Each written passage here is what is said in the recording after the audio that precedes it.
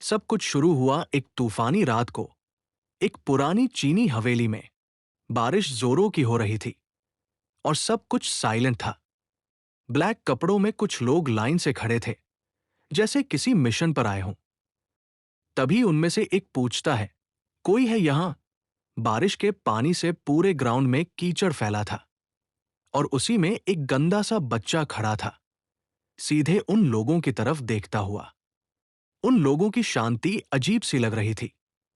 एक बंदा, जिसकी आंखें लाल थी, उसे बड़ी गौर से देख रहा था, जैसे सोच रहा हो, इस बंद पड़े मार्शल अकेडमी में ये बच्चा कैसे रह रहा है।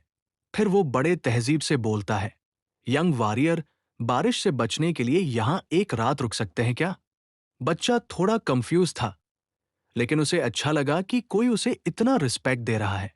वो सोचता है, शायद ये लोग उसे अकेडमी का कोई यंग गार्ड समझ बैठे हैं।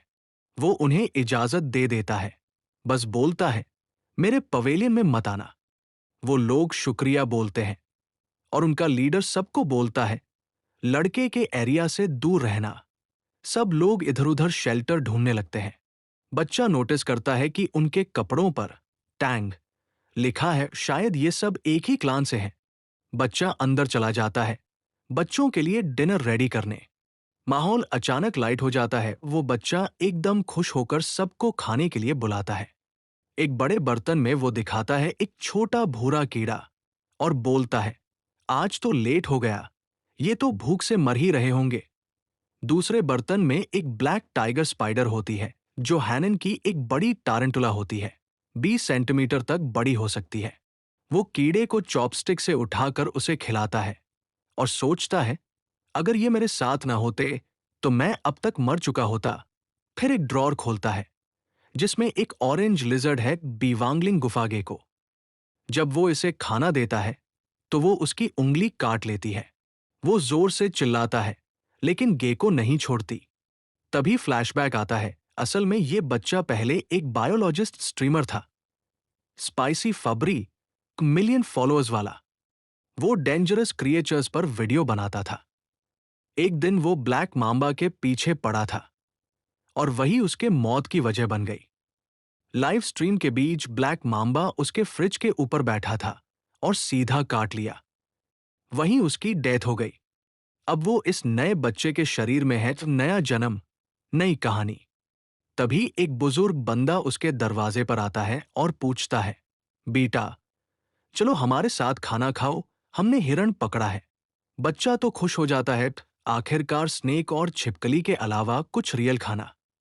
वो सब मिलकर बोनफायर के पास बैठते हैं। बच्चा खाने को ऐसे देख रहा होता है जैसे महीनों से भूखा हो। बुजुर्ग मुस्कुरा कर कहते हैं, अभी टाइम लगेगा पकने में। बुजुर्ग उससे सवाल करने लगते हैं, कितने साल के हो? यहां अकेले रहते हो? बच्चा झूठ बोलता है, एक चोट लगी थी बचपन में, सब भूल गया, शायद 14-15 का हूं। वो बोलता है, यहां अकेले रहता हूं, स्नेक पकड़कर स्किन बेचता हूं। बुजुर्ग हैरान होते हैं, इतनी खतरनाक चीजें? बच्चा बोलता है, आदत हो गई है। जैसे ही खाना मिलता है, वो बच्चा एकदम खुश हो जाता है। ये होती है जिंदगी। सब बुजुर्ग उसे देखकर मुस्कुरा रहे होते हैं। फिर बुजुर्ग बताते हैं कि वो कुछ स्पेशल ढूंढ रहे हैं, एक ब्लू स्पॉट वाला सेंटिपीड। बच्चा पूछता है, कितना बड़ा होता है? जवाब आता है, तुम्हारे साइज का बंदा निगल जाए इतना बड़ा।